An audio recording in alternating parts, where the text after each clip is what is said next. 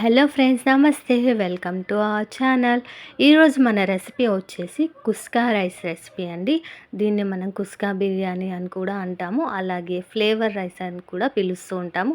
పేరు ఏదైనా కానీ మనకి నోటికి రుచిగా తినాలనిపించినప్పుడు ఇలా ఒకసారి ఈ కుస్కా రైస్ని చేసి చూడండి. టేస్ట్ చాలా బాగుంటుంది. అండ్ ఒక 1 పాట్తో ఈ బిర్యానీ అనేది మనం చేసేసుకోవచ్చు. చాలా సింపుల్ అండి. సో వీడియో కొంచెం లెంతీగా ఉంది, వీడియోని స్కిప్ చేయకుండా చూడండి.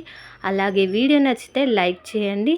మీరు మరిన్ని వీడియోస్ చూడాలనుకుంటే మన ఛానల్ని ఇప్పుడే సబ్స్క్రైబ్ చేసుకోండి. సో ఇంకా లేట్ చేయకుండా ఈ కుస్కా బిర్యానీని ఎలా ప్రిపేర్ చేసుకోవాలో ఈ వీడియోలో చూసేయండి. మీరు కూడా మీ ఇంట్లో ట్రై చేయండి, టేస్ట్ చాలా బాగుంటుంది. ముందుగా స్టవ్ ఆన్ చేసుకొని ఒక బిర్యానీ గిన్నె పెట్టేసుకోండి. అడుగు మందంగా ఉండేది ఏదైనా సరే. అందులోకి ఒక 2 టేబుల్ స్పూన్ల వరకు నెయ్యి వేసుకుంటున్నాను. మీరు కంప్లీట్గా నెయ్యితో కానీ నూనెతో కానీ చేసుకోవచ్చు అండి. ఇక్కడ నేను నెయ్యి, నూనె 2 యూజ్ చేస్తున్నాను. నెయ్యి వేయడం వల్ల మనకి కుస్కా బిర్యానీ అనేది టేస్ట్ చాలా బాగుంటుంది. ఒక 2 టేబుల్ స్పూన్ల నెయ్యి, 1 టేబుల్ స్పూన్ వరకు ఆయిల్ వేసుకున్నాను. ఆయిల్ వేడెక్కాక ఇప్పుడు ఇందులోకి కొద్దిగా జీలకర్ర, బిర్యానీ ఆకు, మనం హోల్ గరం మసాలా అన్నీ వేసుకోవాలండి. ఇందులోకైతే చెక్క, జాపత్రి, లవంగాలు, ఇలాచి, కుదిరితే మిరియాలు కూడా వేసుకోండి. టేస్ట్ చాలా బాగుంటుంది. అలాగే ఇందులోకి కొద్దిగా షాజీరా, కొద్దిగా సోంపు వేసుకుంటున్నాను. ఇలా మీ దగ్గర ఉన్న హోల్ గరం మసాలా మొత్తం వేసేసుకోండి.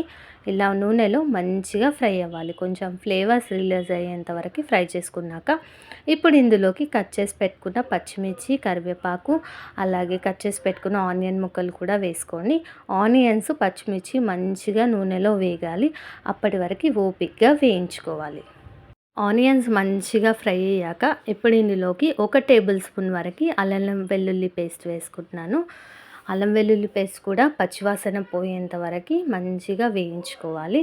ఇవి మంచిగా వేగాక ఇప్పుడు ఇందులోకి ఒక 2 మీడియం సైజ్ టమాటాలని కట్ చేసి వేసుకుంటున్నాను. బాగా మగ్గిన టమాటాలను వేసుకుంటున్నానండి.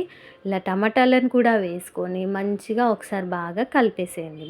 ఇలా కలుపుకున్నాక ఇప్పుడు ఇందులోకి మనం తీసుకునే రైస్ క్వాంటిటీకి తగ్గట్టు ఉప్పు, కారం వేసుకోవాలి. 1 టేబుల్ స్పూన్ వరకు కారం, పావు టీ స్పూన్ వరకు పసుపు, అలాగే రుచికి సరిపడా ఉప్పు కూడా వేసుకోండి. ఇలా వేసుకున్నాక మొత్తం మిక్స్ అయ్యేలాగా ఒకసారి బాగా కలుపుకోవాలి. మనం వేసిన ఉప్పు, కారం అంతా మొత్తం మిక్స్ అయిపోయేలాగా బాగా కలుపుకోండి. ఇలా కలుపుకున్నాక మూత పెట్టేసి టమాటాలను మంచిగా మగ్గించుకోవాలండి. కొంచెం పచ్చివాసన పోయేంత వరకు మగ్గించుకుంటే సరిపోతుంది. ఇప్పుడు మూత తీసి చూడండి. ఇలా ఇప్పుడు ఇందులోకి కొద్దిగా గరం మసాలా కూడా వేసుకొని మళ్ళీ ఒకసారి బాగా కలిపేసుకోండి. ఇలా కలుపుకొని మళ్ళీ ఒకసారి మూత పెట్టేసుకోండి.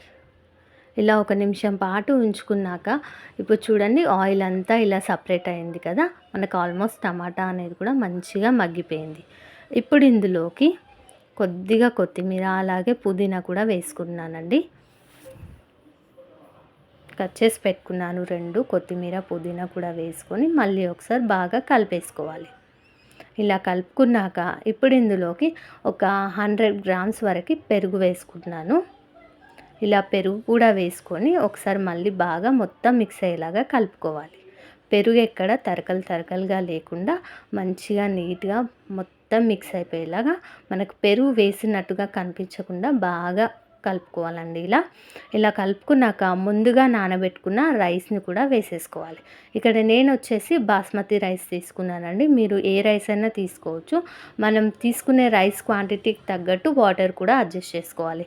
ఇక్కడ బాస్మతి రైస్ వచ్చేసి ఒక హాఫ్ అన్ అవర్ ముందే వాష్ చేసి పెట్టుకున్నాను నేను.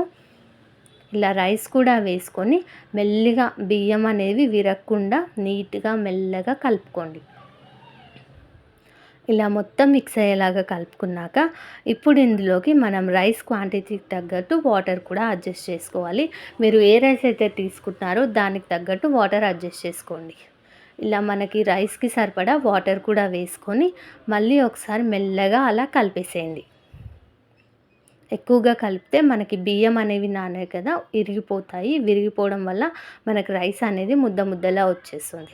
సో ఎక్కువగా కలపకుండా అలా ఒకసారి కలిపేసేయండి. ఇలా కలుపుకొని మూత పెట్టేసి మంటని మీడియం ఫ్లేమ్‌లో ఉంచుతూ మనం రైస్ అనేది ఉడికించుకోవాలి. ఈ ప్రాసెస్‌ని మీరు కుక్కర్‌లో కూడా చేసుకోవచ్చండి. నేనైతే ఇలా ఎక్కువ క్వాంటిటీలో చేస్తున్నాను కాబట్టి కుక్కర్‌లో చేయట్లేదు. ఇలా బిర్యానీ గిన్నెలో చేస్తున్నాను. మీరు కొంచెం తక్కువ క్వాంటిటీలో అయితే కుక్కర్‌లో పెట్టుకొని ఒక 1 ఆర్ 2 విజిల్స్ వచ్చేసాయంటే మనకి రైస్ అనేది అయిపోతుంది. సో, ఇలా ఒక హాఫ్ కుక్ అయ్యేంత వరకు కుక్ చేసుకున్నాక ఇప్పుడు ఫైనల్‌గా మళ్ళీ కొంచెం కొత్తిమీర, పుదీనా కూడా వేసుకొని మళ్ళీ రైస్‌ని ఒకసారి కింద నుంచి పైకి కలపండి. ఇలా కలుపుకున్నాక మళ్ళీ మూత పెట్టేసి ఇక మంటని లో టు మీడియం ఫ్లేమ్‌లో పెట్టేసి ఒక 10 మినిట్స్ ఉంచుకున్నామంటే మనకి కుస్కా రైస్ అనేది రెడీ అయిపోతుందండి. Kuska rice or biryani flavour rice పేరేదైనా సరే టేస్ట్ అయితే అద్దిరిపోతుందంతే. ఒక్కసారి రెసిపీని మీరు కూడా ట్రై చేయండి. చాలా బాగుంటుందండి. ఇది మా ఇంట్లో నేను అప్పుడప్పుడు చేస్తూ ఉంటాననమాట. ఆల్ టైమ్ ఫేవరెట్ అనమాట. మా ఇంట్లో చికెన్ బిర్యానీ కానీ, ఇలా ఫ్లేవర్ రైస్ కానీ చాలా తింటారు. నేను చేసినవి అయితే చాలా నచ్చుతాయండి. ఇప్పటివరకు ఎలాంటి కంప్లెయింట్ అయితే రాలేదు నాకు. సో, మనం ఒక 10 మినిట్స్ దమ్మించుకొని ఒక 10 మినిట్స్ వదిలేసేయాలండి. అలాగే మనకి ఆ ఫ్లేవర్ అనేది రైస్‌కి పడుతుంది. వెంటనే తీసామనుకోండి ఆవిరిలో ఆ ఫ్లేవర్ అంతా వెళ్ళిపోతుంది. సో, రైస్ అయ్యాక కూడా ఒక 10 మినిట్స్ తర్వాత తిన్నామనుకోండి సూపర్ ఉంటుందండి ఈ కుస్కా బిర్యానీ అనేది. ఒక్కసారి మీరు ట్రై చేసి చూడండి. మీరు ట్రై చేశాక మీకు ఎలా వచ్చిందో నాకు కింద కామెంట్ సెక్షన్‌లో కామెంట్ చేయండి. అలాగే మీరు మరిన్ని వీడియోస్ చూడాలనుకుంటే ఇప్పుడే మన ఛానల్‌ని సబ్స్క్రైబ్ చేసుకోండి. ఈ వీడియో నచ్చితే లైక్ చేయండి. మీ ఫ్రెండ్స్ అండ్ ఫ్యామిలీ మెంబర్స్‌కి షేర్ చేయండి. ఇలాగే మన ఛానల్‌ని సపోర్ట్ చేస్తూ ఉండండి. ఇంకా మంచి మంచి వీడియోస్ పెడతాను. And thank you for watching.